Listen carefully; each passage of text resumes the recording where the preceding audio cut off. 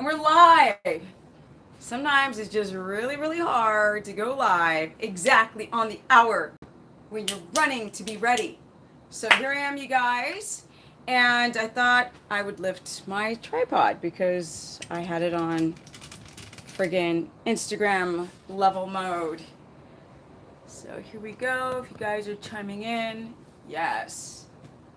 Yes, you are the first, Jim and Buddy. What's up, everyone? So I thought I would sort of talk about my experience with leaky gut. You guys have been asking for it, and I thought I'd go more into it. Shala, when you kept DMing me on Instagram, I was like, stop, you're blocking my screen. I'm trying to write the title of the video. Honey, I'm aware of the time. I'm just saying. What's up, everyone? Yes, you finally caught me live, Erica. And we're going to talk about some things. So let's get this cracking. Oh, hola. Oh, hola. Hola. All right. So we've got 39 people in the house and new to my channel. Good. Let's talk about the gut. Now, there's a lot of theories that as you guys are chiming in, I'm going to be talking about the gut. It's a very important discussion. Not so internet sexy. You know, people like to talk about fat loss and weight gain and, why they are gaining weight and how to have fat loss. And I just find that to be so boring because you guys, you can't fix, like up the stream, yes. You cannot fix the body to the point where your body is going to drop the body fat and have your leptin hormone be balanced unless you get some water and your thyroid and your estrogen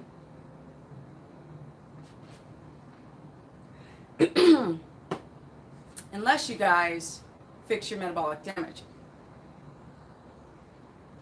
Got some energy, yes. Thank you. I do try, you know. Somebody was saying that they missed my old videos where I was like jumping around. I was like, well, we have to evolve, you know. All right, let's see here.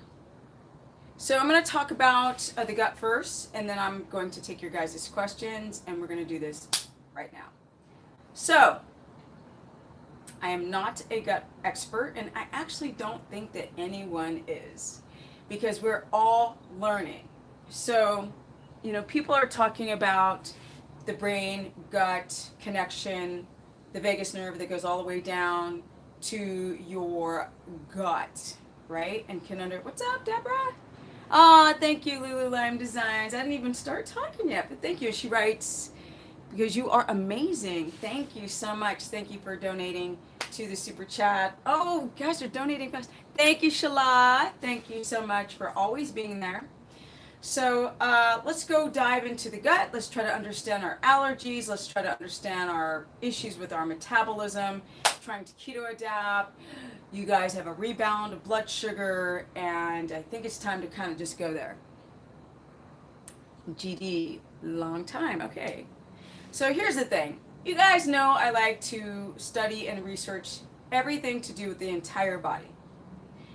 But I don't really attack the gut, and today it's time to do that.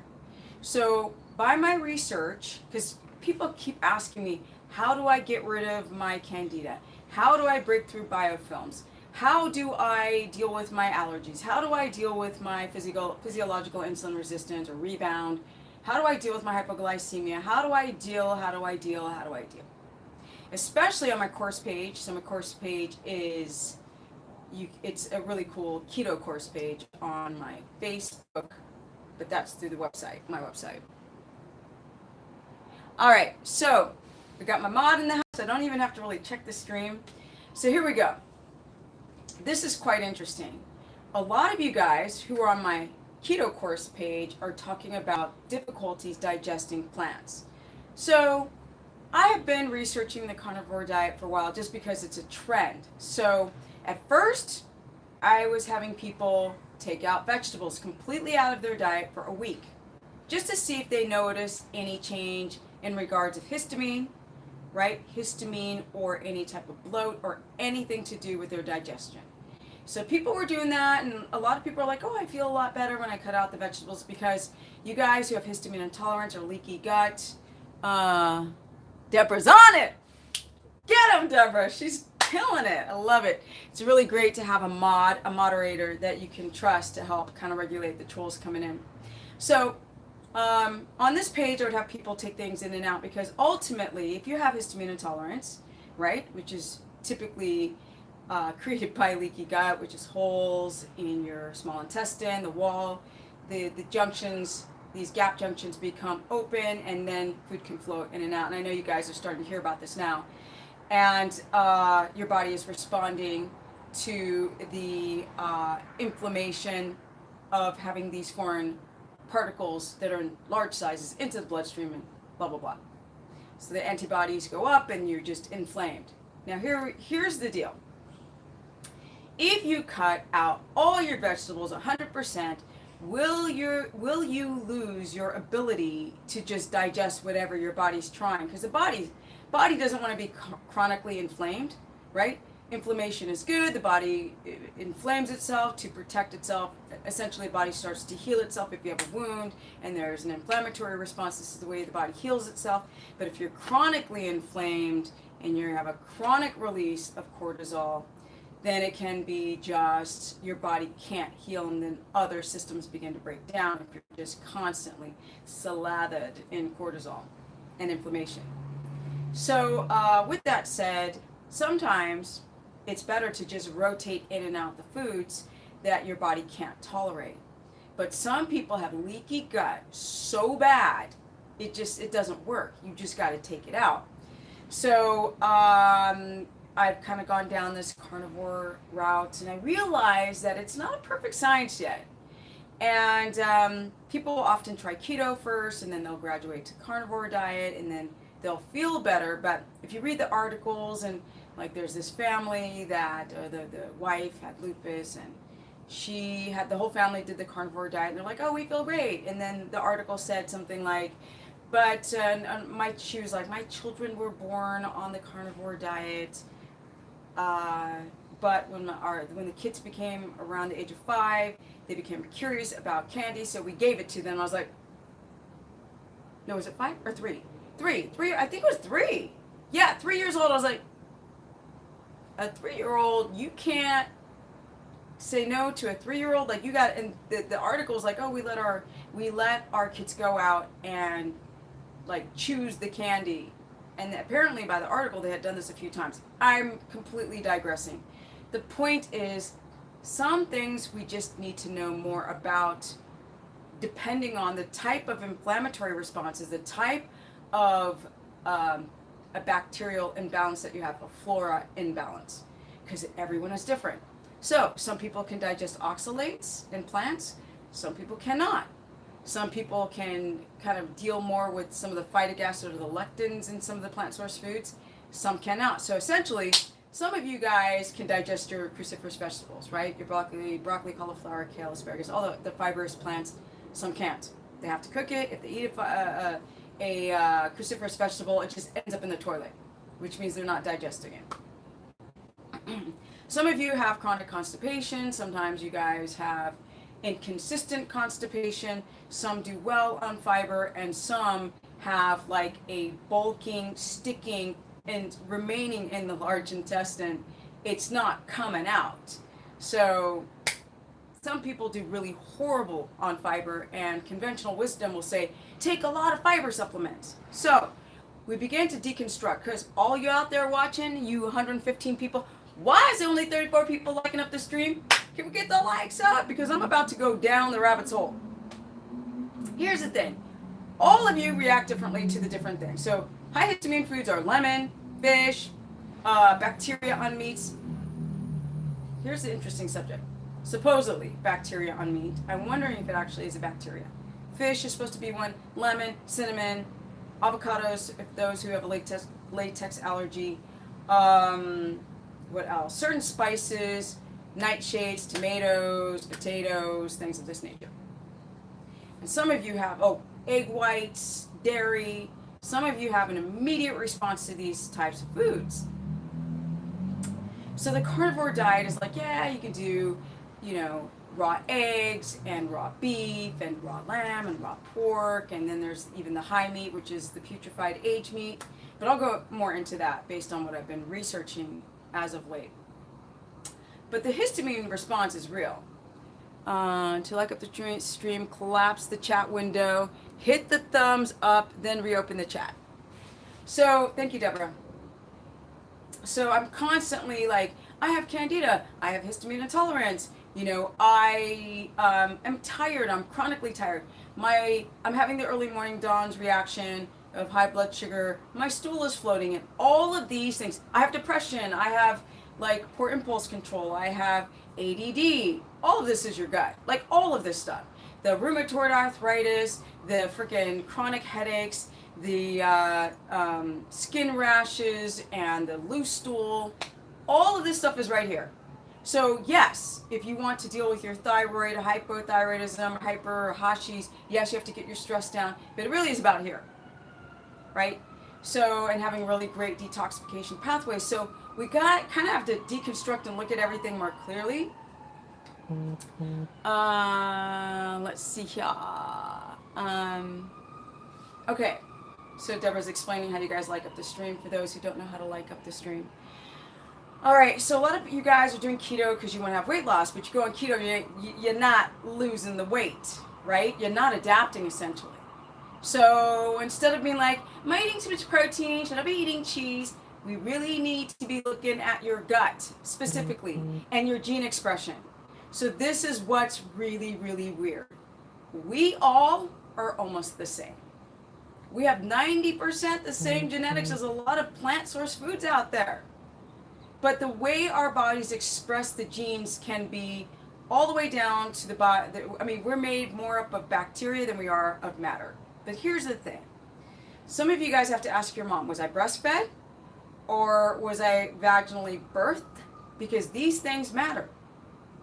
If you were from a C-section, hello everyone. And this has everything to do with keto adapting and dropping body fat. I mean, I know.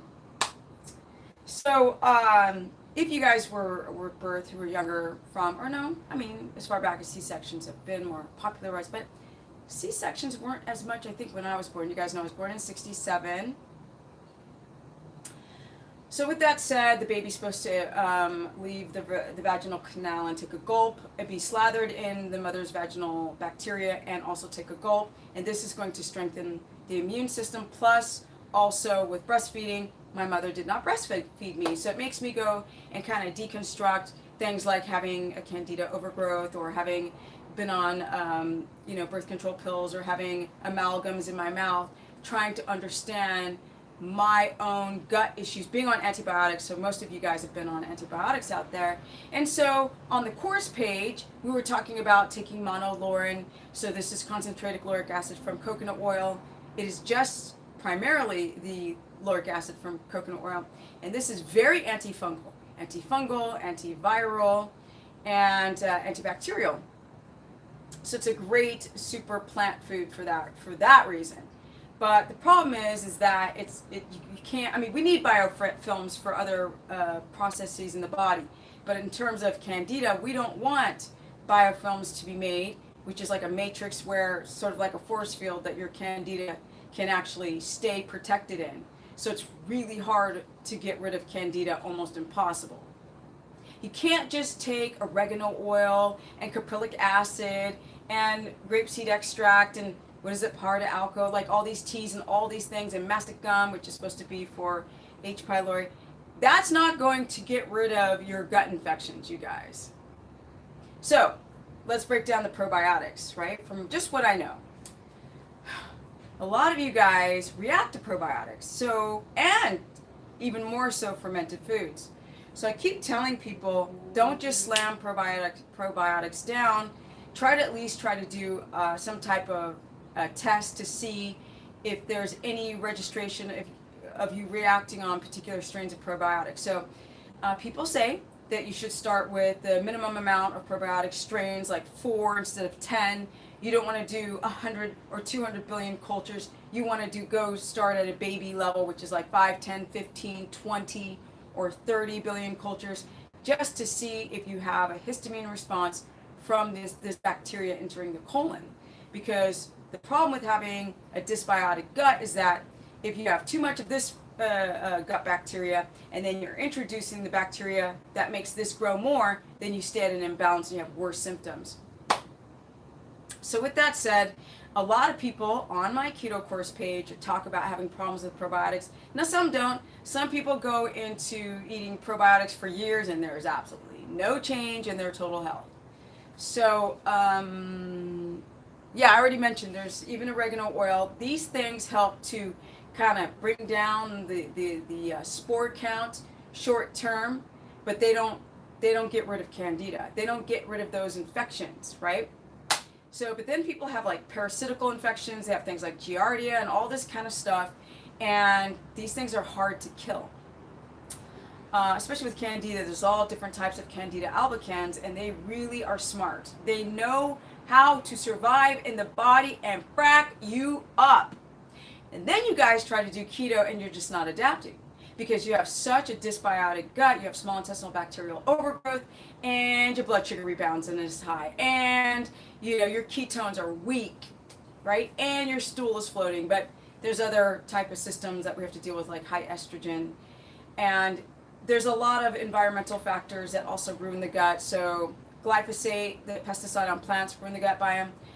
We know that antibiotics is the big one, but glyphosate does it, pesticides do it, chemicals like perfumes and like detergent and dyes and colors and all of these things. Why is my phone ringing? No. I wish I knew how to block the abilities for phone calls to come in when I'm doing a live stream. That really is annoying, and it's from someone I don't even know. All right, sorry for you guys for that. That was a phone call coming in, so my stream became scuffed for a second. Saying hi from Scotland, yay! So it's very interesting to understand when I start going down the carnivore route. I'm like, really great. Some of this information, right, and just physiology in general and keto, I can just kind of mush together and do even a better form of keto. So here's what's really interesting. A lot of you guys cannot digest plants very well. You can't digest the plants. Basically are giving you, let's say, healing properties, but they don't give you a lot of energy in terms of, let's say, your greens or your cruciferous, right? I'm not talking about starches and sugars. I'm not talking about that. I'm talking about plants that have a lot of antioxidants in them, and you know, polyphenols and and flavonoids and carotenoids and things of this nature. So plants have their place as far as healing. I'm really trying to understand this, people going raw carnivore or people doing keto and still allowing and having this our omnivorous diet in still eating plants and eating meat and still eating high fats, and still cooking their food, although I have a really big thing about cooking food now. Still doing a keto diet, but kind of adopting some of these other types of sort of hunter-gatherer concepts, which become more and more clear now. So with that said, just trying to understand why people are having all of these allergies, and they're having high blood sugar, and their ketones are unviable, and they're having thyroid problems and adrenal issues, and they're having anxiety. It all starts pointing back at the gut. So you guys, right now I'm not going into any questions until I get my brain all clear, because I've just done so much research the last week, like everything's just kind of like coming out of me disjointed. And then I'll sit down and take your questions. So one guy was talking about, I was listening to a podcast, and he was talking about, yeah, I mean, we're not talking about weight loss right now, you know, but people do keto for that. So you guys cannot drop body fat until your body's in balance, in homeostasis. It just doesn't work very well. You will always lose too much muscle. You will always kind of put too much cortisol and gluconeogenesis stress on the body when you just try to lose weight too quickly. You don't just lose fat and spare the muscle. The body, primal body doesn't work like that. So, I was reading about people not being able to digest oxalates. So if you take spinach, for example, I can pound down the spinach, which you need on keto because, well, it's very beneficial because it's high in potassium, very high. And a lot of you guys don't have good potassium storages, so you do keto, right? Your electrolytes, water is just dumping out of you in the urine, in urine form, and boom, you guys have heart palps, benign heart palps. You have your heart racing, and a lot of people don't even understand what's going on. They're like, I'm doing keto and my heart's racing, you know. I'm like, I feel my heart pounding out of my chest. I'm like, it's most likely low potassium, guys. So relax. Let's get some potassium-rich foods. And they're like, well, I can't do avocado and I can't do spinach. And I was like, oh no. Okay, well, what do we do? Pickle juice? Can't do that either. Okay. All right, let's do bone broth. Oh, I can't because I am sensitive to the glutamate in bone broth and slow cooked over hours. Bone marrow. Okay. Well, then we got organ meats and we got meats, but they're very low in potassium. They have them, but it's not a lot. So with that said, I'm preaching already. Thank you, pal. I'm just kind of going to what I've learned lately, and I've just got to like clean out my brain because I've learned so many things. So I'm trying to get people, because I'm not switching over to carnivore. I'm full keto, guys. And I'm an omnivore. I'm going to eat plants, and I eat plants, and I'm eating fat, and I'm eating animal fat, and I'm eating protein. But let's break down the dysbiotic gut, because some of you guys can't eat those macros. You just can't. And you keep trying to eat the plants, and you keep having gut issues, and you're not adapting. So we got to decompartmentalize all of us and realize that we're so similar in our genetic profile, but the way our bodies express our genes is completely different. Like I said, it depends on if you are your mom's epigenetic, your mom's DNA, what she ate while she was growing up. Yeah, grandmother's diet while she was growing up is going to affect the strength of your DNA and your immune system. So it's not just if you're eating plants or not. It also comes down to, you know, a couple generations back, how that's going to affect your health today. Because a lot of you guys are born and you've got eczema from the jump. How many of you guys have had shingles, chickenpox, like rashes you can't explain, psoriasis, acne? So we got to look at those things. How many women have issues with their menstrual cycle? How many of you men have issues with your testosterone? Because, look, y'all, I just came back from the gym, and I keep seeing younger and younger men who have too much estrogen. Like, you don't even have to be fat. You're just flabby in your 20s. You at the gym every day, and you cannot build any muscle.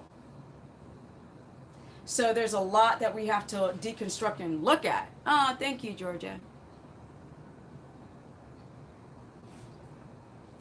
So yes, plants have anti-nutrients in them. Some of them are salicylates, oxalates, goitrogens, nightshades, lectins, and phytates. These are the common words that a lot of you guys might have heard about.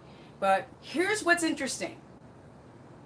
So I was listening to this guy yesterday talk about a bacteria called oxalobacter. Oxalobacter. Oxalo, Oxalobacter, Bacteror, whatever. And he was saying that some people don't have that bacteria in their colon, so therefore they cannot metabolize spinach. They can't metabolize the oxalates and high oxalate foods. And I was like, that's so fascinating, right? How certain bacteria can help you, and this is what's really interesting in the carnivore, and because some people just might think, you know, we're not supposed to be eating any plants at all. That's not what our hunter-gatherers did, and plants have anti-nutrients, so let's just chuck them out the window and stop eating them. So I started saying to people, well, maybe the carnivore diet is really, really great for people who have such bad histamine intolerance, leaky gut, infections. Maybe that's for them, right? You guys out there who've got Crohn's and IBS, irritable bowel syndrome, perhaps the carnivore diet would be best for those types of people.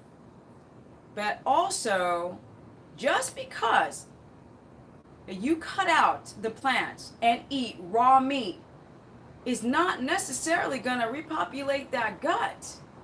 It can help heal the inflammation in the gut, but it may not repopulate the gut. And that's what might be a problem with not enough time of a carnivore diet to have been around in the context of people jumping on the trend of it. I'm not answering any questions. You're like, oh, people are adapting to my protocol. It has nothing to do with my... I'm slobbering. Keto adapting has nothing to do with my protocol. I'm telling you guys right now that if you don't address your health issues, you ain't going to adapt. And I've been quite transparent to say only 5% of people adapt. So I don't give a crap if you're doing my protocol at all. That does not mean you're going to adapt. There's nothing... I can tell you to do... First of all, I can tell you to do this, and this. You ain't going to do it. So then you're not going to adapt. People go, like, I do everything you tell me to do, and then I'll do a consultation with them, and they're like, okay, well, I don't do that, or I'm not consistent with this. And I was like, okay. So I'm not even talking about that. If I tell you guys to go eat spinach because it's high in potassium, if you don't have a histamine issue, but you still have an oxalate issue, so you have a hard time metabolizing and using potassium. And some of you guys will feel fine and be devoid of this particular bacteria that will help you metabolize certain plant foods. You could feel absolutely fine. Do the keto diet. Look like crap, right? Feel fine. Don't look really, really healthy. And do a keto diet and it's not working. So this is the reason why I'm doing this stream about the gut. So who's ever like wrote in big caps, blah, blah, blah, stop. And listen. Hammer time. No, I'm kidding. All right, so it's just very fascinating how our gene expression is changing epigenetics based on this. So let's talk about this, y'all. Let's not talk about a protocol. Let's talk about your current health right now. Let's talk about how many cycles of antibiotics. Have you done one pill in your life? Have you done cycles of it? Have you eaten organic produce or drank the water with fluoride and chlorine and junk in it that kills your gut flora? What about the inoculations? What about amalgam fillings in the mouth? What about birth control pill for women? Because all of these things cater to your leaky gut. It's not just the wheat, and it's not just the antibiotics, and it's not just the cheese. It's a cocktail of all this soupy nonsense. This is a big reason why you guys are not adapting. This is a big reason. Look, on the keto diet, like diaphragmatic breathing, like learning how to have a straight plumb line with your posture, learning how to exercise properly, learning how to get all toxins out and rotate your foods and stay away from stress in terms of fighting with people, and make better choices and connect to the circadian rhythm and try to learn how to get more deep into deep REM cycles. You could do all of those things and still have a dysbiotic gut, which means you're not fully healing, and you'll never heal. You won't. And you won't get rid of that candida, right? You won't. And you may not ever seal the gut wall. Thank you, Andrew. Yeah, so we are it's not about detoxing. We can detox, and we can detox, and we can detox, and we still can't fix the problem. So this stuff is very interesting, that if you're missing freaking bacteria in your colon that makes you be able to metabolize a particular plant source food. That's fascinating. Like, I don't care how much you sleep. You need to repopulate the gut, or none of this is going to work. Now, people talk about fecal matter transplants. There's a problem with those fecal matter transplants, right? So fecal matter transplants are really great for people who are dying from C. diff, okay? They are or like some type of like infection that is so bad that this is the only way that you are not going to die. So the people, and also it's very interesting about gene expression, right? So you're transplanting somebody else's fecal matter who grew up in cities, maybe who never had a round of antibiotics, right? So they might take people with better microbiome in their gut and then plant it up in your colon. Skinny has nothing to do with it. The skinniest people have the worst gut biome. So skinny has nothing to do with anything. So, but the problem is that with this gene expression with bacteria, you might take on some of the characteristics of other people. So researchers have done tests on rats and taken, fecal matter from a fat rat and transplanted into the skinny rat, and then the skinny rat gets fat. So like this stuff is quite kind of interesting. So I'm starting to believe, because at first I was like, woohoo, fecal matter transplants, let it rain. But now I'm starting to think about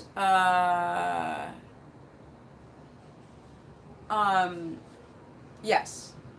Now I'm trying to think about something that you're ingesting to repopulate the gut rather than up the colon. This is quite interesting. So, yes, fermented foods are great.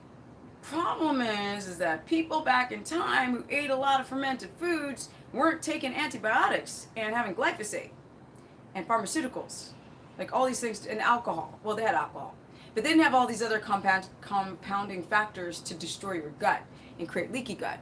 Or they didn't have selectively bred wheat and raising the amount of chains of gluten. So it's very interesting, this whole high meat thing, right? And I'm starting to believe, because people are like, oh, do raw milk, but some people who have problems with whey and casein cannot drink raw milk. And it's just interesting how all these raw milk enthusiasts drink raw milk, it's got great bacteria, and then people take it and they just have horrible gut pain. So we have to be very, very, very careful, like some of the stuff that we see out there. And I'm like, okay, first of all, people are like, oh my God, do I go and do raw milk? I'm like, no, there's too many carbs, like 10 grams of carbs and a cup of raw milk. That's going to shoot your blood sugar up. So that's a problem right there for ketogenic people. And if you did a raw milk, you can't just put it in the refrigerator. You have to let it ferment. You have to get rid of the carbs. But the problem is the protein profile. That some people are still reacting off of the whey and casein, and that's that. You can't drink it, and that's it. Period. So, you can't do fermented veggies. You can't do raw milk. So maybe this high meat is the way. So high meat is putrefied meat. Many of you guys have already heard of this. I'm not saying anything new. But the concept of letting bacteria, because bacteria and critters help you digest your food, they have a place in your gut. They do have a place in your stomach. We need these things to digest. But we're living too much in sterile environments, plus we're killing our gut flora. And maybe the only way to get rid of candida is to reintroduce species of bacteria that help rebalance the gut flora. Because some of you guys can't do prebiotic fiber. You can't. You do the cruciferous veggies or you do the fiber and the gut's killing you. So perhaps this high meat thing does have its place, right? The aged meat, because tons of cultures are eating fermented meats. And tons of cultures like the Inuit that would bury their meats and let it ferment and eat it a year later. And the fats. So this is quite interesting. So it's not bad meat. We can't call it bad meat because it's not bad meat. It's just fermented. It's pre-digested. It's like starting to break down. Like cheese. I haven't tried this myself. I think I'm gonna try to start off, because I've never done it before. I think I'm gonna start off with like a 30-day. Express this on my course page. 30-day high meat, putrefied meat, and then go to a 60-day, and then see how I react. I gotta do a lot more research. There's this girl, she's like a professional at this stuff, so I'm gonna have like a little Skype talk with her about it, so I can teach you guys a little bit more. Because when I keep seeing people talk about high meat, they don't really tell you how to make it. They don't tell you like the first bite, what happens to your gut. They need to go step by step by step by step by step by step so you have a better understanding. Because most people are like, ah, no way. And this Augenus guy, like, yo, I've seen this dude way back in the day, but I never paid attention to him. And he's got like plates of rotten food in the refrigerator, and then you see people put it in mason jars. So there's, maybe the science has evolved. But I'm just trying to tell you guys, some of you guys who can't do prebiotic fiber, you can't do fermented vegetables, you can't do grass-fed meat that's fermenting on the counter, milk, then perhaps there's another way. But I'm starting to believe that you're not going to kill that candida until you have enough of the right, because these probiotic pills are not fixing the problem. They can help. They're not fixing the problem. So I'm going to do an experiment, and then I'm going to vlog it and get back to you guys on it, because I'm going to equate this to people who are trying to do keto, who can't do the cruciferous vegetables, who still want to be omnivores, and they still want to be able to have their veggies. Definitely a lot less. Before I was prescribing 9 cups, because people say, you need your fiber, so like, keto is like a non-fiber diet. I'm like, no, you can have up to 9 cups and still regulate your blood sugar. And I wasn't factoring all these histamine people that like eat a salad and it's in their stool. Like, I'm like, because those people's blood sugar is out of control. So I want to kind of think of everyone.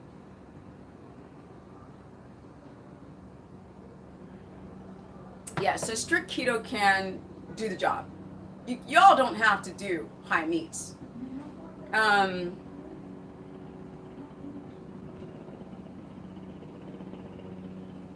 There is no keto carnivore, right? The only keto carnivore, if it's keto and carnivore, if it's carnivore, there is no flax, there's no plants, right? So I'm going to come up with a new name, because there's no keto carnivore. I can say keto carnivore, which means doing a keto carnivore would be hitting 200 grams of fat still, and I'm still like, people are still doing raw, but we're not killing our own animals. We're like getting it from wherever, so we don't know what type of food this animal ate, even if it's pastured. We don't know how it was handled.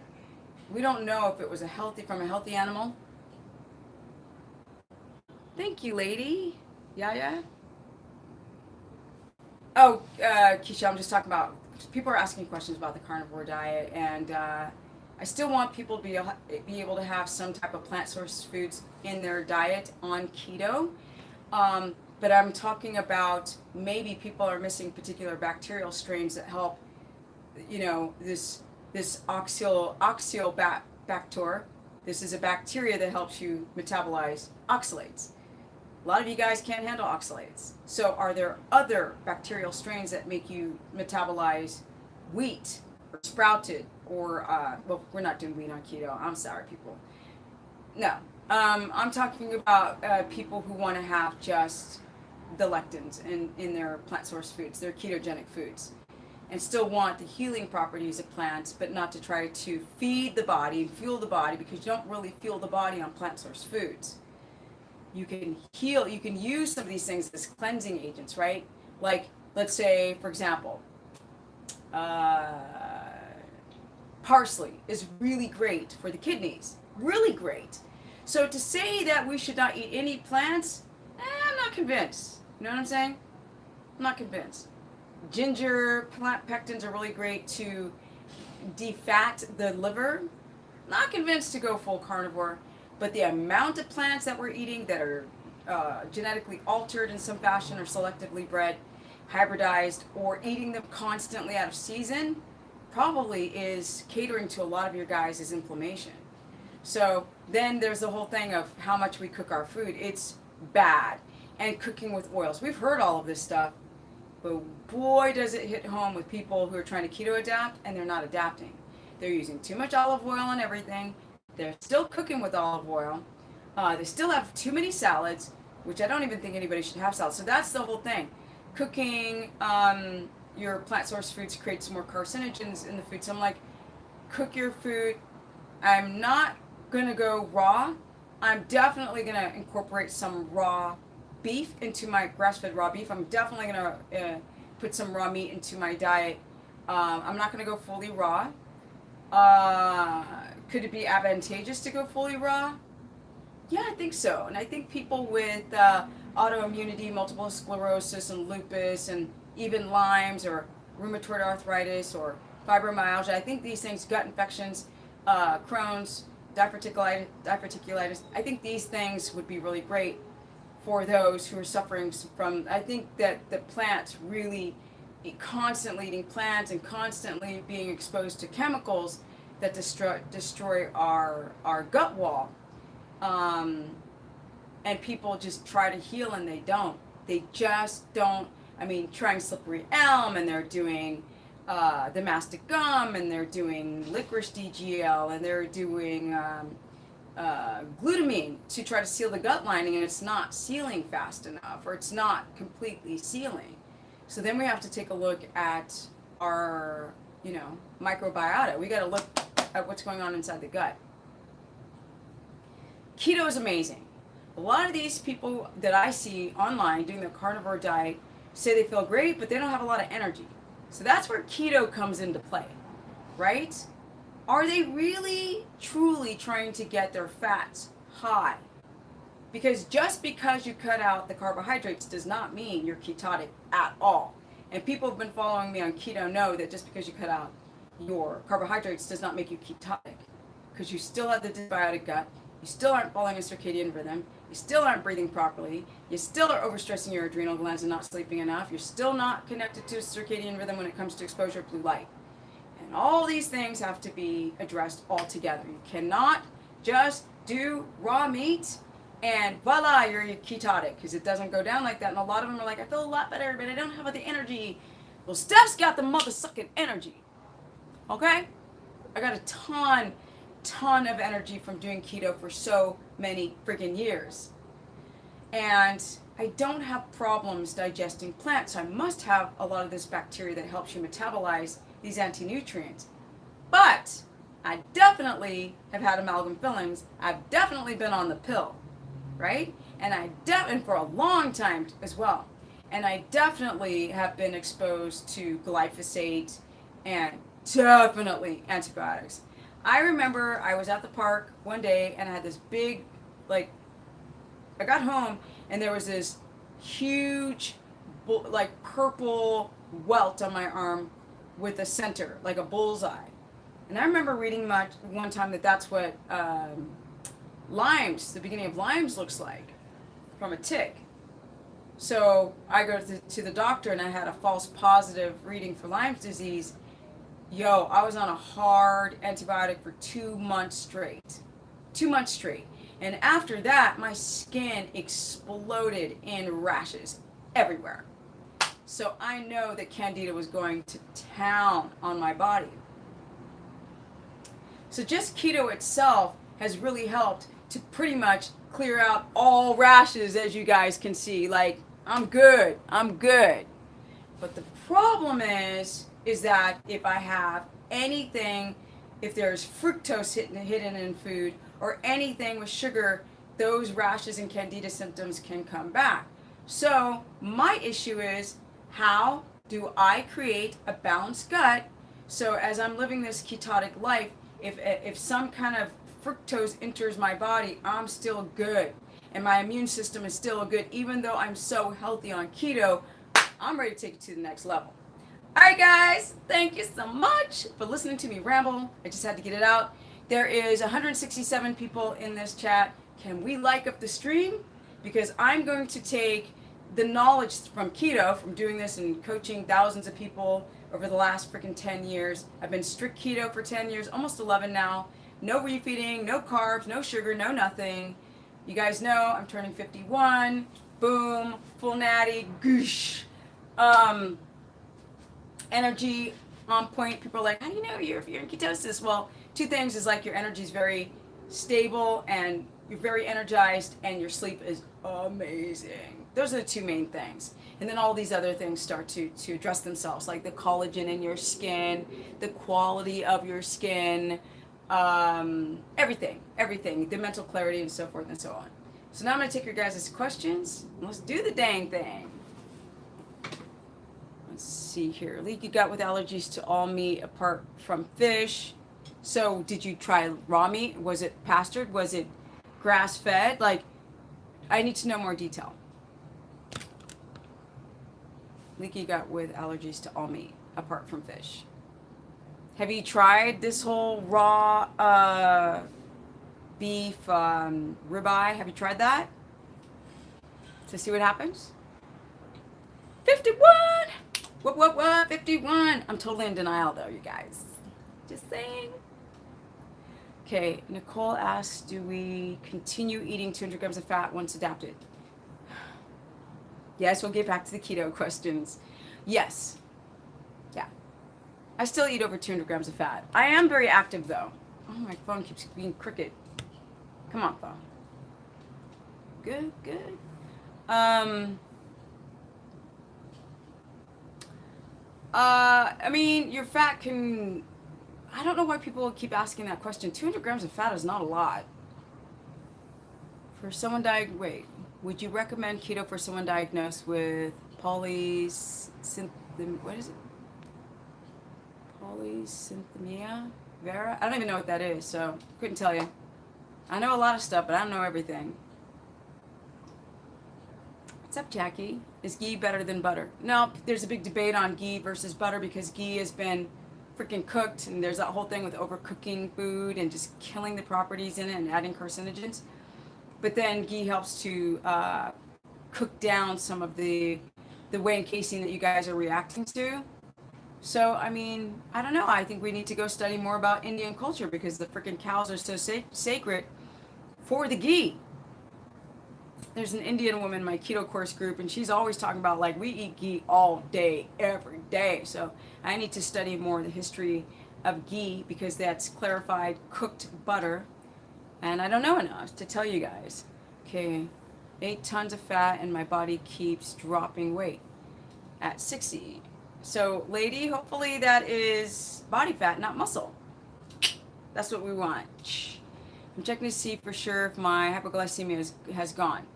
Okay, Keishel, have you... So what do you mean? Can you put that in context? Can you contextualize that for me, Keishel? Okay, ulcerative colitis. Is there foods that can help or be eliminated for this issue? Haley, here's where I'm like kind of thinking about the whole carnivore thing. Could be advantageous. I think you're one of those people with the anti-nutrient problem that it just can get better, but it doesn't get best until you cut out these super high plant chemical foods that have been modified and we're eating them out of season. So you might be a really good candidate for this whole carnivore thing. Got great muscle. Thank you. I do try. Yes. I just want to tell people in their 50s, we don't have to fall apart in age. No. I'm like, yo, I'm just getting started. Okay, let's see here. Nadir says, curious Neskis. Yeah, okay. She or he's just entering. Okay. Started gaining muscle on keto. You started gaining muscle on keto. Awesome. That's awesome. Please show appreciation and donate to this chat. Oh, thank you, Lululemon Designs. So a lot of people don't know that there's a super chat. If you like the broadcast, you can. You know, it's the wave of YouTube because a lot of the advertisers pulled out, so people were making income. Now, I've said this before, it's not my main income, but it is always nice to feel appreciated for the work that because like, you know, I really just don't have any time to live stream. You guys know that I'm writing this book, and now that I have officially passed my deadline, I'm saying that I cannot wait to get in this information that I'm learning about your microbiota, your microbiome, the flora, and how that plays a role in your gene expression, your weight gain. You know, people take antibiotics, can't lose freaking weight. It's like this whole imbalance of gut bacteria is so closely connected to your inability to drop body fat. Okay, so 200 grams of fat, exercise a lot. Do you recommend keto? I just exercise a lot, Chad. I know what you're talking about. A lot. You exercise in the right way to your particular genetics. Do you recommend keto calculator? No, it's garbage. Absolutely, these chronometers and calculators. Just be very careful with those things because you can't calculate your body in numbers. That's very subjective because what you get trying to calculate it in hormones, how much height and weight. What? No. So as you know, I don't like these online things. I think they're garbage, to be honest. I think people need to write down their symptoms and use a glucometer. That's the only number thing that I check. Okay, Steph, are these no? Okay, what are these no? Okay. I am on the ketogenic diet, 41 years old, weigh 137 pounds, total cholesterol. No, don't look at the total cholesterol. It's just absolutely no. You need to look at your triglyceride ratio in comparison to your HDL, and you need to look at your CRP markers. But even CRP, C-reactive protein, is very subjective because you can bump your elbow and have high C-reactive protein. And there's all different particle sizes to your LDL. You guys, we need some LDL particles big. So sometimes a total high number can be like great as long as your HDL to triglyceride numbers are in the right ratio and balance. Okay, let's see here. Can gut prevent proper fat digestion? Yes. I get bloated when I eat a lot of fat. That's classic. That also primarily, a lot of people get bloated because, yes, leaky gut, but they also get bloated because their gallbladder is all sludgy. And if you have leaky gut, you probably have a sludgy gallbladder or stones. Paul, we're supposed to eat fats with meal. You're supposed to eat fat all the time on keto. After I eat, it's like 80. So 80s, you just can't look at your blood sugar. You have to look at a lot of varying factors. Okay, what checkup should I have done before I schedule a consultation with you? You can get your insulin checked, your A1C. Reproductive hormonal panel, and if you want to do a metabolite comprehensive panel, you can go to mymedlabs.com, see what's going on with your stool. But I mean, you can find out what food allergies you have, but really I'm not really interested in those things. I'm more interested in insulin for people who are trying to do the ketogenic diet, and insulin, A1C, and get a glucometer and know your fasted blood glucose and your ketone number. Keto causes constipation. No. Prior damage to your body causes constipation. Baby cakes. Now, sometimes people have an underactive thyroid when they do keto because they do it the wrong way, and their bowels lock up. And another reason why people's bowels lock up is because they dump so much water in the beginning, right? You need to have hydration up in that colon. Some people have the dysbiotic guts, and that will the candida will lock up your bowel. So these are some of the things, like the die-off effect, and so much candida spore leaving the body can create that effect. Let's see. Can't lose weight. Well, there's a lot of reasons why people can't lose weight, and if you watch all my streams, you'll probably figure it out. Plus, there's the whole estrogen dominance. That should probably be my next live stream, which is like your sex hormones. Can you never eat fruit or sweet potatoes again? Why do you allow pork if they aren't grass-fed? What are you talking about? I never said that. TB, you making this stuff up. First of all, I never said to eat pinned up, hormone-injected pigs. You could go get, TB, check this out, baby cakes. You can go get your own pork, the skin on it, and you can make your own chicharrinos, all right? You could make your own pork rinds. So I don't know what you're talking about that. I'm allowing like unpastured pigs. That's bullcrap. Second of all, people ask, can I have pork rinds? I say yes. I don't say go eat poor quality pork. The other thing is, no, you don't eat sweet fruits. You shouldn't eat them anyway. That's what I'm learning. You guys, lectins, phytates, fructose, no, get rid of it. Yes, my book will be available in the UK.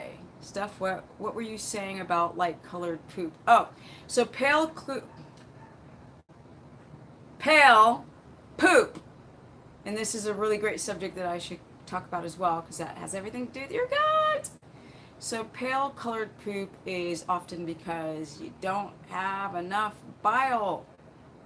Your gallbladder it could be stony or sludgy, or your whole biliary system is not functioning properly. So this is 9 times out of 10. Now, yellow stool can possibly be leaky gut, but commonly when the stool becomes pale, it's because there's something wrong with your gallbladder. This is by what I've read. And we had this discussion on my course page. So you guys know that I can read whatever, but it's really great to apply that or learn from that. Learn about people's individual disorders that match the data in the course page by just asking someone who's got pale colored stool or no gallbladder or gallbladder stones. Hi, Steph. I eat 5 tablespoons of butter with my meals. Should I continue that? I mean, if you want to, but I need more context. I'm getting very tired post-workout. We're taking, no. The ribose help for glycogen recovery. What? Keto is not, we're not trying to restore our glycogen on keto. So I'm kind of confused about your question. We're actually trying to deplete it a lot. We're trying to get ketone production by the depletion of your glycogen and then upping your fat. So you can convert the fat that you're eating into viable ketones. Is it all right to eat organic cacao butter? And this is like, because I'm like kind of like a little Debbie Downer on all these plant source foods, just eating them out of pure pleasure. Some people react off of cacao butter. Some people don't.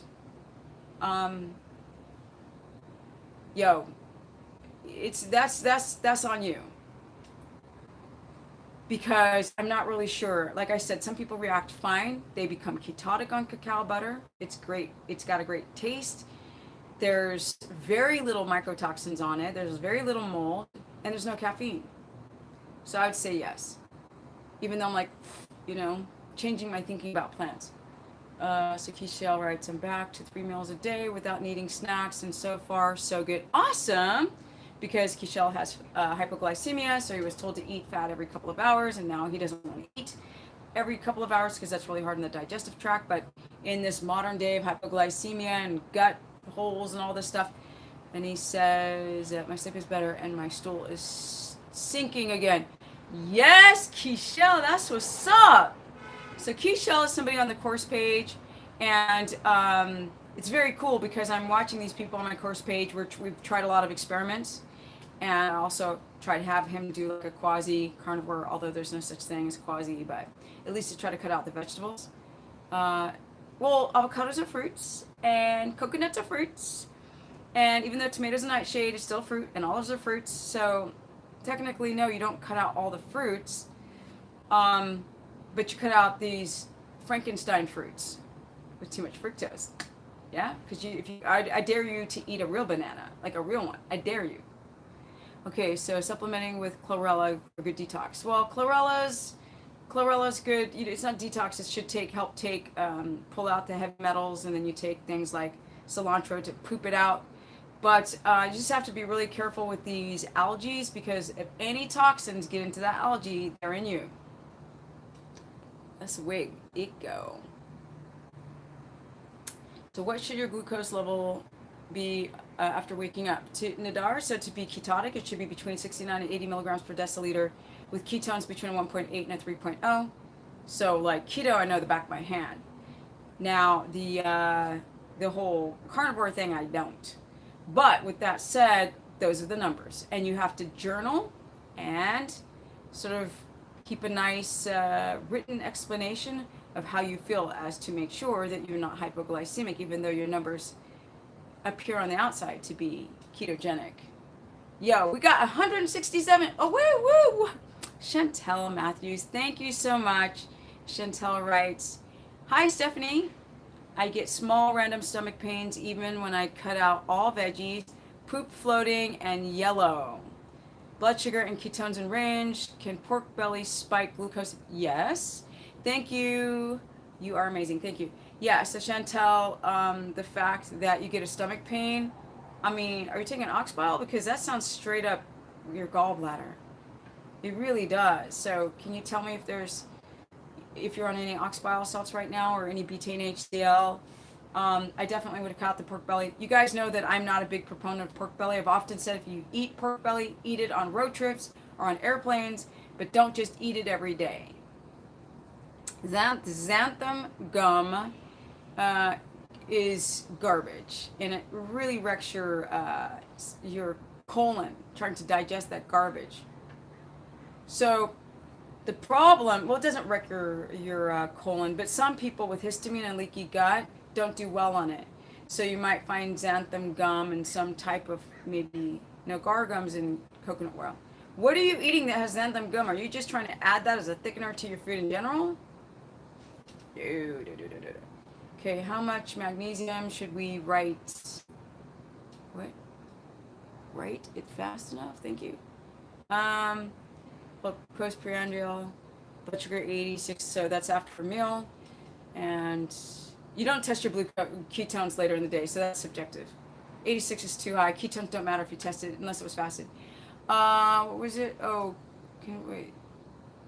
What was that? Can somebody write out the glucose level? Somebody upon waking up. It is 69 to 80 milligrams per deciliter. 69 to 80. In millimolars, it would be 3.9 to a 4.5 max, more 4.4 millimolar. And ketone should be 1.8 to 3.0. Let's see, how do you cook the pork belly again? Oh, so it's really hard to say this now. Like when you get more information, like it just slid out my mouth before. Before I was taking pork belly and I was baking it, low temperature, rubbed in a salt and butter base to keep in the juices for cooked. Just don't overcook your meat, guys. How do you get adequate potassium doing carnivore? So Haley, I just kind of mentioned that in the earlier stream. It's harder. So first of all, if you have enough potassium storage, that doesn't mean that you're going to have heart palps and potassium symptoms. But you can get it from liver, you can get it from meat, it's just a lower amount, or you can get it from bone broth if you don't have a glutamate problem. Yeah, pork rinds or chicharrinos. Cooked, dang, I like my meat well done. No, Monique, no more well done. I'm not a well done person, more like medium rare, but I think I'm gonna just start cooking everything rare. Just sear it on the outside, keep the middle raw. That's what I'm gonna do from now on. I mean, we're not supposed to be cooking our food. Let's just keep it real. It's toxic, it creates carcinogens, and that's a fact. You know what I'm saying? Like, we're still animals. Like, animals don't cook their food. We're just smart enough to be able to do that. What about pork? Thought it had to be cooked well done. No, that's not true, Monique. That is definitely not true. So, again, we need these certain types of parasites to help. Look, you guys, if you have enough, here's the thing about the carnivore diet. We are scavenger animals. Scavenger animals, like certain birds, have a high acidic, their stomachs are acidic. And so therefore they can break down bacteria with no problem. In fact, there's a lot of African tribes that were hunter-gatherers that would just literally eat off the carcass from a lion kill, and the carcass is a couple weeks old. So it's not just, pigs get these type of infestation of a lot of parasites because they're kept in pens with weak immune systems, and people are throwing their chuck on the ground or their chum or whatever it is, and they're eating where they're pooping. That's really the problem. Pastured pigs are really healthy. So no, do not overcook your pork. So GD asks how much magnesium we need and when to take it. Okay, so people take different kinds of magnesium for different reasons. Most people take glycinate. Some people who are constipated take citrate, so they take 150 milligrams of glycinate in the evening, or even up to 200, and 150 of citrate in the morning to poop. Or you guys can do a transdermal or Epsom salt bath as well.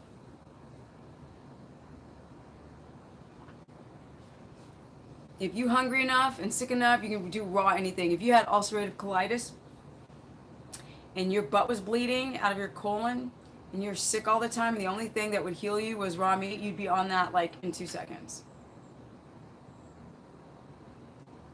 You don't bring up the acid levels, right? Not the pH, acid levels. Sleep, connecting to the circadian rhythm.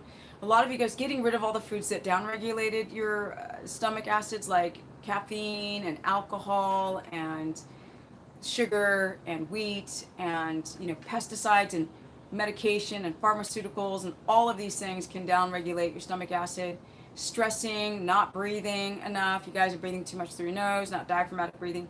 So diaphragmatic breathing, when the sun goes down, you go down, not enough, too much blue light exposure. All of these things help your body get into a deeper REM or deep sleep, which then your stomach acids can normalize more in that context. Or eating meat. You guys stop eating too much like fish and chicken. You need to throw in some beef from time to time to help encourage the HCl levels, the hydrochloric acid levels in your stomach. Because if your body's like, if you don't eat those foods, then why am I going to make this? It's expensive to make this if you're not going to eat it. Following you by the book and reaping the benefits. Awesome. Blood sugar under 80, ketones 2.0 to 1.5, deep sleep, 2 hours of REM. That's killing. Oh my God, that's amazing. It's kicking it. Can you tell me how long someone with a sluggish gallbladder needs to stay on ox bile? That I don't know. Sometimes it's not just taking ox bile. Sometimes you have to kind of like flush out the stones. You have to get, if you're a woman, you want to make sure that you're not estrogen dominant, and sitting upright, right? Because we don't have enough circulation. This thing is not high enough. Sorry, guys. We don't have enough circulation in our upper lumbar region. So this is a lot. How estrogen can get into the gallbladder and junk it up. Okay. Can keto fix me from pooping? Ooh, child. That sounds like you have some type of Crohn's. I don't know what's going on. Is it black or red? If it's black, it's in the upper GI. If it's red, if it's black, it's upper, and if it's red, it's lower. Or you have varicose veins, something like that. Okay, that's good. Hiraki Shaw, Alexander, thank you, Steph. You're welcome, Paul. How are we supposed to know how much REM sleep? Because of the dreaming, you kind of like your dreams change locations. Like you have a dream, and then it's like you're somewhere else, and then like there's another dream. It's not like just like I don't remember if I dreamed. Like you have a really clear, vivid memory of dreaming. I can't stand doing live streams, and I'm getting like notifications because it blocks my screen. Let's see here. Thank you, Steph. You're awesome. Thank you. The Russell. Keto burner, poor soul. What are you eating? Okay. See, Steph. What to test? What test do I ask the doctor for? I don't understand where people are getting information from about triglycerides. You can't. GPs, general practitioners, don't know, and naturopathic doctors don't know. You would have to talk to a cardiologist to understand the breakdown of small particle sizes, LDL, small particle B, which is actually the problem. Understanding all the LDL particle sizes, either you got to Google that yourself, or you got to talk to a cardiologist, because your GP doesn't know crap about freaking cholesterol. Not even cholesterol. LDL, small particles. Low density lipoproteins and high density lipoproteins. They don't know. They don't understand that stuff. I had my first dream that was long instead of short. Yes, Keisha, that's what's up. That is what is up. Foods that boost collagen production, acne not healing fully. Alexa, I'm telling you, the carnivore diet, what is that? Did you say there's no foods that boost your collagen production? There are foods, people try to eat collagen, but I think if you're catabolic, it won't matter. I think you guys just got to stop being gluconeogenic. It's very interesting. Oh, I also read I was reading, I don't know if this is true, that with the intermittent fasting thing, people are trying to clear out parasites from fasting, but you don't do it that way. And if you don't have the microbes that the parasites and the nastiness like to feed on, they'll feed on your gastrointestinal wall. They'll feed on proteins. That's what I read. That's interesting. Just a side note. We got 153 people in this chat. Can we like up the stream, guys? Stuff's working. This middle-aged woman is working.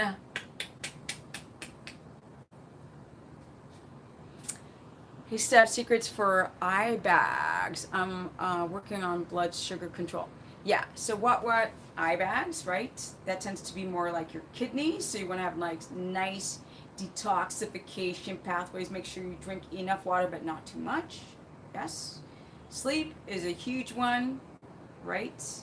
Sleep, detoxifying, potentially sweating. I'm not a big proponent. I'm very careful of people going into saunas because people are in there too long and then that cooks the collagen. You know, you could do things that help detoxify, like, you know, like I said, some of the herbs, but be careful, plants, make sure you don't have a histamine response, like the parsley, like things that will unburden the liver, which is like turmeric and ginger and plant pectins from apple cider vinegar if you don't have a response to it, and milk thistle, things of this nature. Anything about cataracts. So GD, cataracts are due to like advanced glycation end product. So this advanced glycation end product is the production of too much glucose typically. And yeah, so eating too many carbohydrates, having blood sugar dysregulation, having insulin resistance will create cataracts. So to stabilize your blood sugar and do keto the right way, and I wish I knew more about you so I could give you more custom advice, but I don't. Can keto cause any oily whiteheads? Is it? Amen, Zealot. Look, people do keto the wrong way. They're drinking coffee. They don't have organic foods, grass-fed meats. They don't sleep well. They're not doing all these things. And so, just because you do keto doesn't heal stuff. You have to do it the right way. If you do it the wrong way, it can rebound with hypoglycemia, reactive hypoglycemia, thyroid, low thyroid function, reproductive hormones go. So you guys have to do this the right way. Too much cortisol, inverted cortisol, blah, blah, blah. Okay, how much blood sugar spike would be considered a histamine response? So Chantel, you have to test before you eat a food, and then you have to test after. And if you have more than 10 points, especially if you're testing in milligrams per deciliter, there's a histamine problem, most likely. And you got to test that food a couple of times to see if it happens every time. Rebound as in cheaters. Sorry, I don't remember what I said. Rebound, blood sugar rebounding, is that what you mean? Don't know what you mean. Contextualize the question. Feel like I did my 30s and at 60. What? You feel like you did in your 30s at 60. Lady Yaya's like, I'm feeling myself. I'm feeling good. What? She's like, I'm 60. You guys don't forget, I'm 60. I'm gonna be doing that at 62. I'm already doing it at 51. I'll be like doing that at 62. Be like, yes, yes, honey. Okay. From bad keto habits. Good night, Veronica. Advocate for paleo? You mean paleo diet? No. For what? Like Agenus's paleo? Real paleo of eating raw meat? I'm learning about it. Hi, Stephanie. After I eat fat from pork, I feel super full. Is that okay? I don't know what cut you're eating. Are you eating pork belly? I don't know how much you're eating. You're not telling me the grams. You're not telling me how tall you are, like how active you are. All those things matter. Have you had any gallbladder issues? Yeah, baby. She writes. Would you say keto can be an expensive lifestyle? Nope, cheap. Nope, because when you eat friggin' carbs, you hungry all the time. You like getting your coffee because you're tired. You like getting your snacks from these stupid shakes and meal bars that are so expensive. Like, who literally eats their carbs all day long from home who has like a 9 to 5? People are like running around buying stuff, so it's way more expensive. Plus the health problems from it are horrible. They're horrible. Okay, sorry if you said anything earlier already. Can you talk about leaky gut syndrome from a diet perspective? I don't know what you mean. Do you want to hear how it's... Okay, can you contextualize that question? Like, how is it created? How to fix it? What level of leaky gut? The histamine response, stool quality, malabsorption. if you contextualize that, I won't go into a long rant where people get bored because I don't know where to start or finish in answering the question.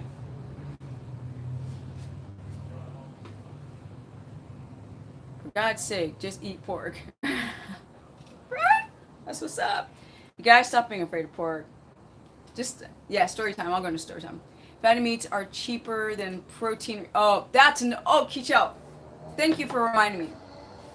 First of all, y'all, I bought, and I'm not even lying, I bought 6 pounds, 6 pounds of grass-fed beef liver. $15. 6 pounds. Like, it looked like I had a little baby bundle, like the guy wrapped it in the paper and all that. Because it was raw, and it was like a little bundle, like a baby. No, you good. Okay. I don't know what the question mark is for. And you got to realize there's 5,000 people asking a question. So if you ask a question I didn't see, you need to put it in caps, honey. Thank you, Alan Clapp. Thank you, Clapp. Steph, I'd like to blend an avocado with stevia and water into pudding. Also, is spinach shake? No spinach shakes. No, we want to eat it. Don't drink your food. Also, spinach shake blended okay with lemon. I just like it for convenience. No, don't. Chew your food. Your hypothalamus pituitary system understands chewing. You have a digestive system that is waiting to break down your food and not simplify it, pre-digest it in a shake and then drink it. So I prefer that people sit down with their macros, their protein, their fats, and their plant carbohydrates, but not overcooked and less of it, and chew it so the whole digestive tract can go slowly and into the blood, into the small intestine without stress. Once you're drinking those things and there's no fiber to be broken down, it's all in liquid form and there's no chewing involved, it can just slam into the bloodstream, and we don't want that. I hope that works. Okay, let's see. Thank you so much, by the way, Alan. Thank you for donating. I really appreciate it. Okay, hey Steph, I have knee problems and bad pelvis from first pregnancy. I know you have a hip and knee issue. Yes, as well. Both knees, actually. Exercises at the gym do you do for legs and glutes? It's so funny because I was talking to a guy today and he's like, dang, your legs look good, like, are you training your legs again? I was like, no, I got a knee injury, you guys. I got a really, really bad knee injury. I've had 10 surgeries on my knee. And so he didn't believe it because my glutes are popping right now. They are popping. And my hamstrings. But it has taken me a solid 10 years to build them to what they are now. I'll never get my knee to what it used to be because it's just, I'm missing parts. I'm missing a meniscus and cartilage and all this stuff. But the exercises I do is I do leg extensions. I put the pad here instead of at the ankle, and that really helps to minimize the pain when I do leg extensions. I do seated leg extensions, leg curls. I do glute kickbacks, as you guys can see. I'll do glute kickbacks for my glutes. I will do side hip adductors and abductors and adductor. With the cable, and I also do it on the machine, and I do assisted squats where I hold on to something, and I do sumo where I put my legs out, and that's all I got, right? And I'm not even at a 45-degree angle or too much. I'll do a video. You guys can see what I'm doing for my knee. There's no keto. Yeah, you could do keto vegetarian, but I prefer not. Let's see here. Especially if you're sensitive or has to have a histamine problem with butter, and egg whites, you're fracked if you have those are your only foods. Get the likes up, guys. Keisha's like, get the likes up, you guys. Abs. How do you do work them abs? Well, by having a nice straight plumb line. A lot of you guys have a tilted pelvic girdle or pronated, and it's not straight. So people are doing all these crunches, and their pelvic girdle is tilted. Yes. So their butts are out, and you want to have it straight. So then when you do crunch, right, then you get a nice ab crunch. Okay, let's see, When should we be working out on keto? Before 2 p.m. with no cardio. Like you can warm up, but no cardio because we don't want the adrenals to be overactivated in the first level of your keto adaptation. Potentially down the road for those who are endurance athletes, but it's a graduation pattern that you have to do. So you protect those adrenals, guys. Protect them. How long have you been on keto? Almost 11 years. 11 years on strict keto. Yes, honey. Yes. 10 years. Getting close to 11. 10 years on keto. Not one refeed, one time. I've been doing 20 net carbs of vegetables, but I don't get gassy. I don't get bloaty, although I could still have problems digesting the anti-nutrients. It's just not showing up in my health. So I'm wondering if I have those bacterial strains to sort of metabolize these anti-nutrients. And I've been eating over 200 grams of fat. I'm 5'3", you guys. I'm not very tall. And I've been eating over 200 grams of fat for the whole freaking 10 years. Yes, and it's like the quality of my skin is just like on keto. It's before keto, I was like, my skin was dry. It was so dry. It was itchy. Oh, I remember just sit there scratching my back. And I don't mean like candida itchy. It was just dry skin itchy. Good night, Auntie Val. Let's see here. To vegetarian, then broke down. Yes, and went keto. Best decision, healed so much. Crap, Lady Yaya, you tell him. Lady Yaya, I'm digging you. She's got the flow going on. Thank you so much. Okay, is it possible to gain muscle on keto? What do you think? What do you guys think? Think it's possible? You think? You think? What do you think? Yeah? Yeah, what do you think? Of course it is! To me, that's rhetorical. Yes, of course. Okay. Muscle on keto in a caloric surplus. Okay, calories don't matter, Bob. I know it's weird for you. Higher fat ratio, 90 grams of protein, that could be too high. 300 grams of fat and 30 grams of total carbs, that's too low. Oh, you said total, that's fine. Is there a limit to fat that you recommend? No, your body knows when to stop. I mean, the reason why people gain muscle on keto is because they're less gluconeogenic. They're less catabolic, essentially, and they become insulin sensitive. So now their pancreas, their the beta cells, and it's the beta cells, the pancreas, everything's freaking on par. The body's releasing insulin. It doesn't have to release bolus amounts of insulin. Therefore, you're insulin sensitive. So essentially, a smaller amount of insulin to then take the amino acids from the protein that you're eating on less protein and put into the mouth. Then, because you're constantly not running on glucose, the body doesn't have to break down the amino acids to feed the brain. So you just grow. It's amazing. Amazing. Can you speak about healing gut syndrome? I did. I think you should watch the replay, because if I do, it'll be a lot of talking, and I'm almost done. I've been talking for almost an hour and a half, you guys. I think I'm going to sit down and do story time now. And not relax. Because I have to work. All right. Let's see here. What we got? How are you? Do you drink kefir? No. Remember, creates histamine in some people. Your channel kicked my butt. Resisted pain, paid attention. Gotcha. Okay, what should be eating on keto like macros? Okay, so I don't know you, Jessica. Sorry. And I think I'm going to go into story time. I often talk about macros and ratios, like if you're a woman and you're under 6 feet tall and you're not a volleyball player, then your protein, for example, would be between 45 and 55 grams of protein. Fatty meats. Yes. Under, like Bob said, 30 total carbs, 20 net carbs, and over 200 grams of fat, because I don't know who you are, so I can't tell you a more precise number. What do you guys want me to talk about? Do you want me to talk about, let's see here, childhood? Do you want me to talk about me being a professional skateboarder and those experiences? Do you want me to talk about racism? Do you want me to talk about, I don't want to talk about Keto anymore. Do you want me to talk about, I'm definitely not going to talk about Donald Trump. like no interest whatsoever.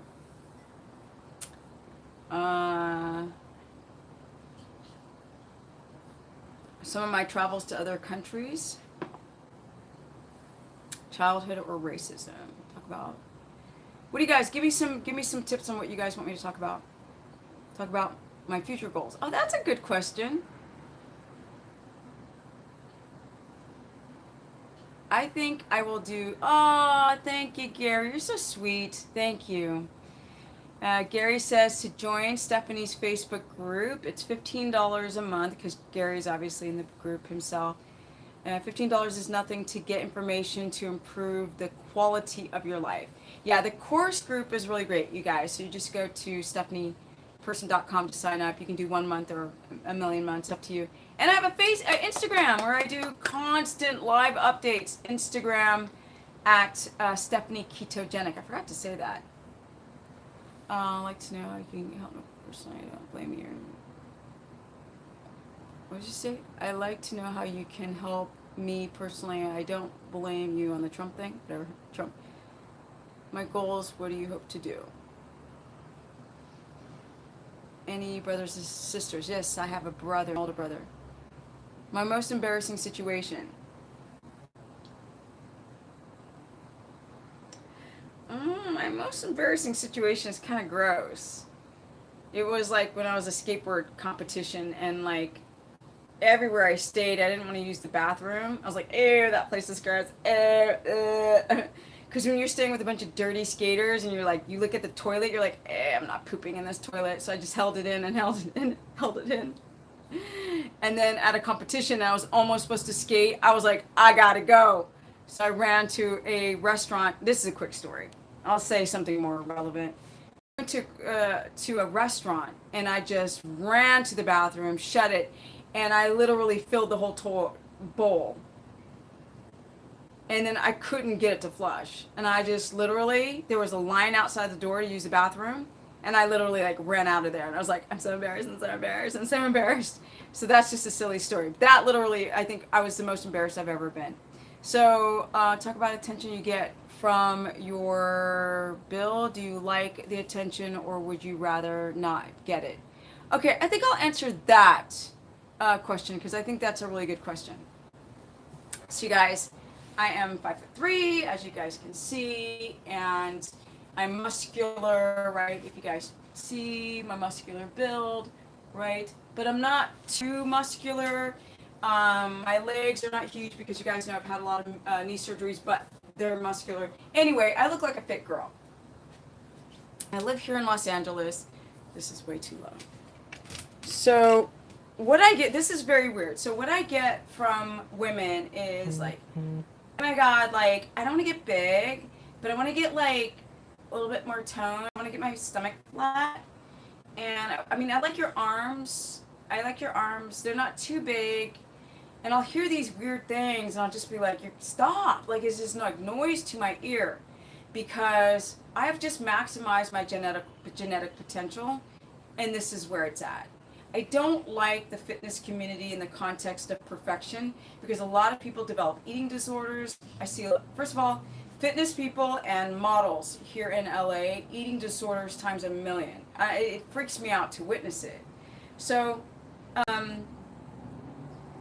I'm in LA, so I'm around a lot of like model actors, and I'm too muscular in their perception. A lot of guys think that I'm too muscular, but they don't say that I'm too muscular. They say like, oh, your body looks great, but they're intimidated by it. They're just intimidated. And even I dated a guy who was a bodybuilder, Natty. He was big dude. He's just naturally a big guy, and even he would pinch me. I was like, dude, you lift. You've been in fitness competitions. Like, he's like, but I'm not used to dating a girl with muscles. And I was like, oh, this is so weird. So it feels like that I am the kind of a leader in being a female with muscles at my age, because 51, and also being super athletic. I'm super athletic, but y'all know I love to be girly. But I don't mean pink girly. I mean a woman, like sexy, like, you know, like, I don't have to be this. People will say, are you a boxer? And I was like, just because you see a woman with muscles does not mean that she's a boxer or an MMA fighter. that people still are not used to women with muscle. So clearly men who are less muscular than myself, they're very insecure. They're very insecure. They say that they want to date me and they say, oh my God, you're so hot. But then when you actually hang out with them, they feel fat. They feel fat. They feel like not aesthetic enough. And then you've got this kind of reverse role of the man being insecure about his fat and his body, right? And then the woman is the fit one. So with my body, that's a lot what I get from guys. Women are like, I'm petite. So if you saw me in person, I'm not big. I might look bigger on camera, but in person I don't look big. So my actual physique to women are more like, women will tell me like just like that, but like don't get any more muscular because like that's perfect. Like I like that, like that's good. And then because my legs are, I'm petite, my legs are small. They're muscular, but they're not. I don't have big quads, you know. I don't have big thighs and stuff. So a lot of women will like that, you know what I mean? Unless it's fitness women. Fitness women want to have big freaking quads, big developed hamstrings. They want that look. They're constantly doing squats and lunges and presses. And then there's the girly girl who's like, yeah, like I like your butt, I like your legs, like I like that. And then men are like about the butt. So Stephanie's got a butt.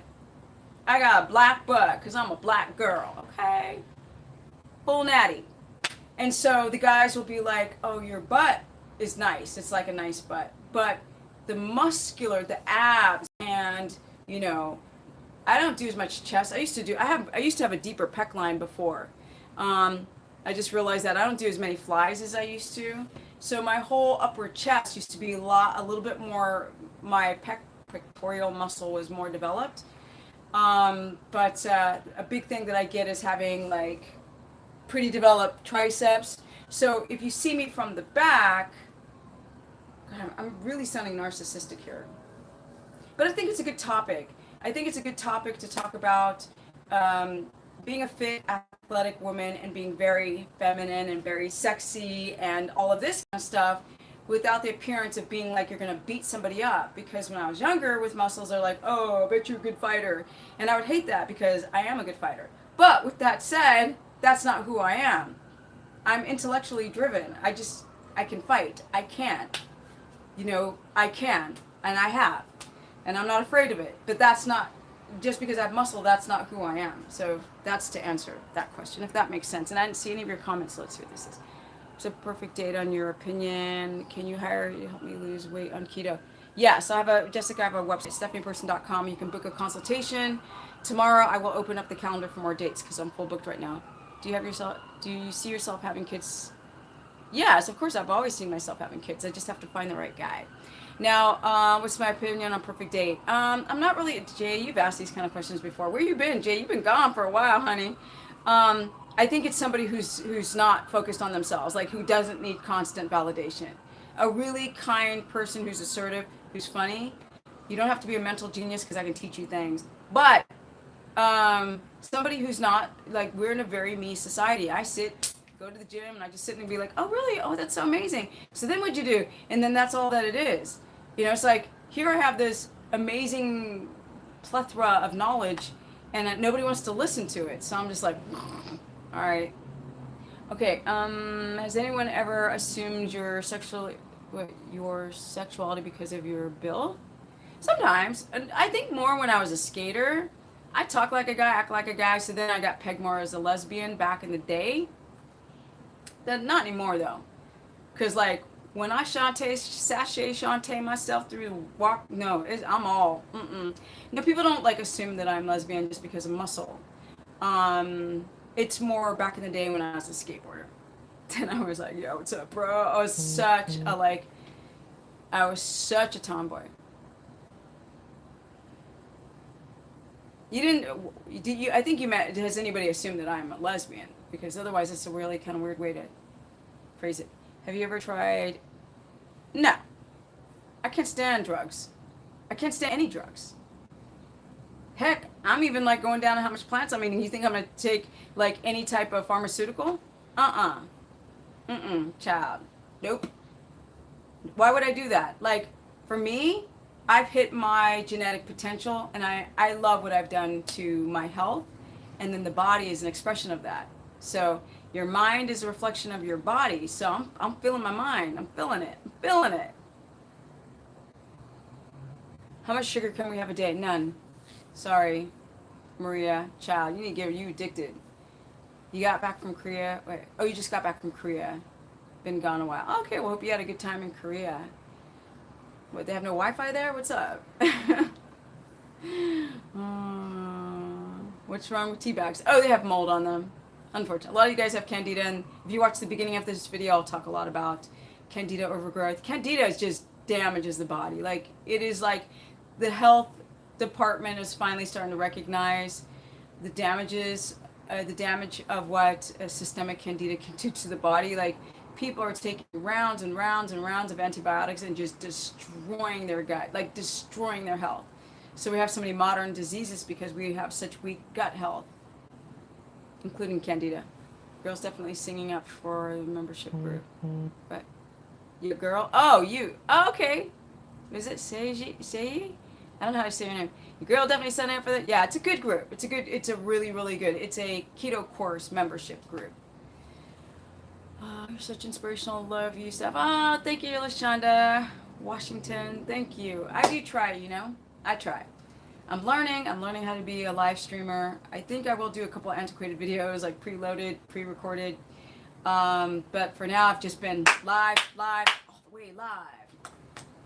So if you guys don't have any more questions, I think I'm going to peace out of here because it's been 100. It's been an hour and 36 minutes. But I kept 103 people in here. So for those who have not liked up the stream as of yet, bam! Can you like up the stream before you go? Because that brings more visibility to my little channel. The little channel buried under all the keto minutia. Your man is coming your way. His ego will be able to handle yours as what? My ego? I think it's more like, not ego, but when you are in your 50s, you're like over all the insecurity. You're just like, okay, I don't like that, I like this.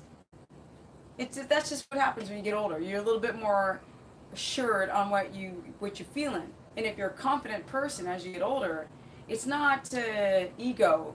It's more like, yeah, it's time to live. Like, I've been asleep. Let's live. Let's wake. Let's see.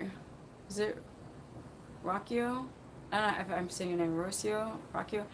Love you, Steph. Can't do gym before 2. What can I? Yes, you can. You don't have to go to gym. You can work out from home, honey. You can work out from home, and I put a lot of people on home workouts. If you have adrenal issues, don't work out at night. Sorry for those who love your Tabata classes and your martial arts and your spin, all these high intensity classes. If you have adrenal issues, that'll frack your sleep up like that. Steph, thank you for all your keto knowledge and info. Thank you. Cool, JC26. Thank you. Thank you. See, is your Facebook group live on certain times? Yeah, my face group, when I go live on Facebook, because I do mini consultations on Sundays. Mini consultations for those who cannot afford a full one. I do mini consultations on Sundays on my keto course membership page. Boom! How you like me now? Okay, how do we like you guys now? How are you guys? How's your night? How's your morning? How's your life? What's your story? Yeah, fasting is so ridiculous. People will think that it's really good to kind of, liver, kidney, colon cleansing, but there's adrenal issues and there's electrolyte issues that come with that. And there could be potentially also, amino acid and bacteria sucking up other things that they can't get from food that you're eating. If you do fast, didn't do nothing. Relax, chill, read a book, don't go work out, and then do a bunch of stuff and then go to your job and sleep bad. From personal experience, I noticed that ketogenic diet helps with depression and anxiety. Is there any science behind it? Yeah, I mean, your brain loves It's fat. Fat's made out of brain. Fat really loves ketones. Loves saturated fat, cholesterol. The brain loves it. Yes. Blood sugar regulations. There's a million reasons why ketones calm the brain down. So, yes. You don't have advanced glycation end products, right? Glycating factors of the brain on ketones. Hey, girl. Michael's all, hey, girl. Hey. No, hey, girl. Been on keto for 4 months. Can I lower my fat now? I don't know who you are, so I need more details. Can you lower your fat? I don't know. I don't know if you're hypoglycemic. I don't know what your ketones are. I don't know what you look like. I don't know. I don't know anything. Thank you, Grace. All right, guys, it is time to go. Have a lovely evening. I'm going to keep learning more about your microbiome, the gut flora, and how we need certain bacteria to help metabolize anti-nutrients in foods, and also how to repopulate the gut if you cannot tolerate probiotic pills, kombucha, which is too much sugar anyway, sauerkraut, or raw milk. How else do we repopulate the gut? That's the question. Or if you can't tolerate prebiotic fiber. Gives all of us what? Goes live. Oh, goes live. Goes live at 8:10 Pacific Standard Time AM on Sundays. Cleansing can mess you up. Yes, it can. Lots of things can mess you up if you just go on the internet and you just try something without having more understanding of your own physiology and your own health at that moment. You can have a lot of negative reactions. So, all right, guys, thank you so much. Again, I'm talking too long. It's almost 7 o'clock here. Stephanie just blah blah blah. I just get too stuck on, and I haven't even drinking enough water. Look at that. I haven't even drinking a full cup yet. That's pathetic. I'm just dehydrating myself, talking and talking and talking and talking and talking. All right. Thank you so much, Lulu Lime Designs, everyone who donated to the Super Chat. Thank you, Gary, and everyone else. I will see you next time. And if you want to learn more, go to stephanieperson.com. I still do consultations. I'm full book, but I'm opening up my calendar. I've got my Instagram, which is more fun, which is Stephanie Ketogenic, and I wish I could burn all social media, but I'm also being a hypocrite.